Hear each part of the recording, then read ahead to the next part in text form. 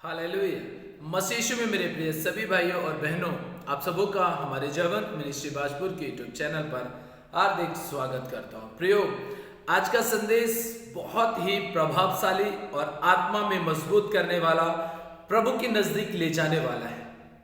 आज का संदेश का जो हमारा भाग है, जो टॉपिक है, जो सब्जेक्ट आज हमने आपके लिए तैयार किया है, वो ये है कि जब परमेश्वर अपना क्रोध करे तो उसके क्रोध से विरोधी कैसे बच सकते हैं।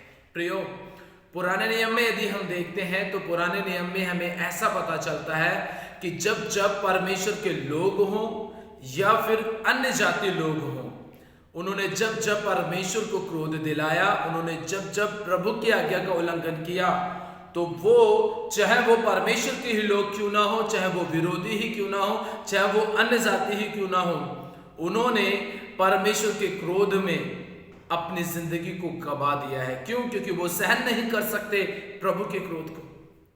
आज जो हमारे दुनिया के लोगों की स्थिति है, या यूं कह सकते हैं भारत देश के लोगों की जो स्थिति है, परमेश्वर के लोगों के ऊपर अत्याचार हो रहे हैं, उन्हें सताया जा रहा है, उनके साथ मारपीट की जा रही है, उनके साथ बदतमीजी की जा रही है, उनके साथ सब प्रकार के बुरे काम किए जा रहे हैं कि काश एक पल के लिए, एक मिनट के लिए सोचिए कि काश पुराने नियम के हिसाब से अगर आज भी परमेश्वर का क्रोध भड़क रहा होता, तो क्या जो आज परमेश्वर के लोगों का विरोध कर रहे हैं, उनके साथ मारपीट कर रहे हैं, उनके ऊपर सताव कर रहे हैं, क्या वो परमेश्वर के क्रोध का सामना कर पाते? कदापि नहीं कर पाते। क्यों? क्योंकि वो भस्म हो जाते परमेश्वर के क्रोध में। प्रियो, मैं आपको बताना चाहता हूं कि आज कुछ असामाजिक तत्व के लोग अपने अपने अधिकारियों को खुश करने के चक्कर में, अपने से बड़े पद पर बैठे हुए व्यक्तियों को खुश करने के चक्कर में परमेश्वर के लोगों को सता रहे हैं। या कुछ धार्मिक लोग ऐसे हैं जो ये सोचते हैं कि हम परमेश्वर के लोगों को सताएंगे, चर्च बंद करेंगे, पास्टरों को मारेंगे, विश्वासियों को मारेंगे, बाइबल को फाड़ करके जलाएंगे। वो ये सोचते हैं कि हम अपनी जाति, अपने धर्म, अपने समाज के लोगों को खुश करते हैं, प्रसन्न करते हैं। तो मैं एक जानकारी देने के मुताबिक आपको बताना चाहता हूं, प्रेरितों की काम की पुस्तक उसका 9 अध्याय में हमें ये पता चलता है कि प्रभु का दास साउल वो यहूदी लोगों को खुश करने के चक्कर में, नेता मंत्री, बड़े बड़े अधिकारियों को खुश करने के चक्कर में प्रभु यीशु मसीह के चेलों के साथ और जो विश्वास करते थे यीशु मसीह के ऊपर, वो उनको सताता था ताकि अपने यहूदी लोगों से एक आदर सम्मान उसे मिल सके, बड़े बड़े नेता मंत्री अधिकारियों से उसे एक सम्मान मिल सके, बड़ा ऊंचा पद उसे मिल सके। जैसा साउल करता था, आज भी अन्य जाति लोग परमेश्वर के लोगों के साथ यही कर रहे हैं। और जो विरोध करता है वो यीशु मसीह के सामने घुटने भी टेकता है।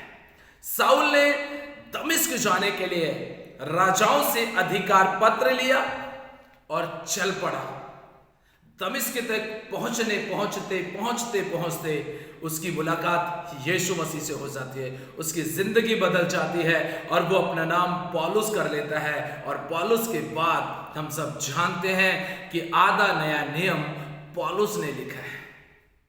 प्रियो, आज जो लोग परमेश्वर के लोगों को सता रहे हैं, परमेश्वर के लोगों को बुरा भला कह रहे हैं, उन सबों का बदलने का समय प्रभु के वचन के अनुसार बहुत ही निकट आ चुका है। आमीन, हालेलुया। प्रियो, अब मैं बताना चाहता हूं आपको कि यदि परमेश्वर क्रोध करना शुरू कर दे तो आपको पता है क्या हो सकता है। आइए वचन के द्वारा मैं आपको बताता हूं कि परमेश्वर के लोगों को सताने के द्वारा, परमेश्वर के लोगों को बुरा भला कहने के द्वारा आपके जीवन में या उन विरोधियों के जीवन में कौन सी समस्या खड़ी हो सकती है और कौन सी मुसीबत आ सकती है, इस बात को मैं आपको वचन के द्वारा बताना चाहता हूं। हालेलुया। प्रियो, मेरे साथ में आप चाहे तो निकाल भी सकते हैं। जब हम दूसरा राजाओं की पुस्तक को पढ़ते हैं उसके 2 अध्याय के हम 23 वचन को पढ़ते हैं तो यहां पर ऐसा लिखा है, वहां से वह बेतेल को चला और मार्ग की चढ़ाई में चल रहा था कि नगर के छोटे लड़के निकलकर उसका ठट्टा करके कहने लगे, हे चंदुए चढ़ जा, हे चंदुए चढ़ जा। अभी परमेश्वर ने उसे एक जगह पर भेजा, एक नगर में भेजा था जहां का पानी पीने लायक नहीं था, बहुत बुरा था पानी, या यूं कह सकते हैं बहुत खारा या नमकीन था पानी। वहां के लोग पानी पी नहीं पाते थे। जब ये संदेश एलिसा को मिलता है तो एलिसा वहां पर जाकर के प्रभु यहोवा से प्रार्थना करता है और उसके बाद में लिखा है कि परमेश्वर ने उनसे कहा कि मैं तुम्हारे लिए पानी ठीक कर देता हूं, और वहां का पानी ठीक हो जाता है, उनकी समस्या दूर हो जाती है। पानी ठीक होने के बाद वो वहां से बेतेल को चलता है। बेतेल को जानते समय पर एक पहाड़ी का रास्ता उसे मिलता है, और उस पहाड़ी के रास्ते पे जब एलिसा चढ़ रहा था तब कुछ बच्चे वहां पर मिलकर उसका मजाक उड़ाने लगते हैं, उसका ठट्टा उड़ाने लगते हैं और कहने लगते हैं, हे चंदुए चढ़ जा, हे चंदुए चढ़ जा। प्रियो, सोचने वाली बात है, बाइबल हमें यह बताती है कि परमेश्वर बच्चों से बहुत प्रेम करता है, लेकिन यहां पर बच्चों ने सिर्फ मजाक उड़ाया। याद रखिएगा, बच्चों ने सिर्फ मजाक उड़ाया और उस मजाक की सजा उन्हें क्या मिली आगे हम पढ़ेंगे। लेकिन आज जो परमेश्वर के दासों को, परमेश्वर की कलीसिया को जो लोग मारपीट कर रहे हैं, जो सता रहे हैं, सोचिए कि जब प्रभु का क्रोध भड़केगा तो वो कैसे सामना कर पाएंगे।